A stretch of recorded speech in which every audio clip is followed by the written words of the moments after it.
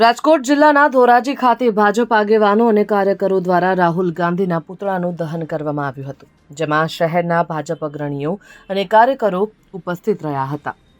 દિલ્હી ખાતે આયોજિત એઆઈ સમિટમાં કોંગ્રેસ તેમજ રાહુલ ગાંધી દ્વારા તેમને દેશને હાસ્યાસ્પદ કહીને કોંગ્રેસ અને રાહુલ ગાંધીની દેશ વિરોધી માનસિકતા ફરી એકવાર છતી થઈ ગઈ છે. આ નિવેદનને પગલે દેશમાં ભારે રોષ ફેલાયો છે અને ઠેર ઠેર કોંગ્રેસ અને રાહુલ ગાંધીનો વિરોધ કરવામાં આવી રહ્યો છે.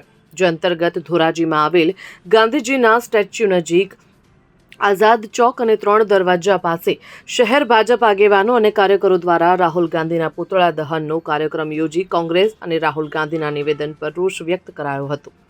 પુતળા દહન કાર્યક્રમ દરમિયાન રાહુલ ગાંધી વિરુદ્ધના નારા પણ લગાવવામાં આવ્યા હતા અને રાહુલ ગાંધી ઉપર યોગ્ય પગલાં લેવામાં આવે તેવી ભાજપના આગેવાનો દ્વારા માંગ કરવામાં આવી છે. Bureau report, Gujarat fight news.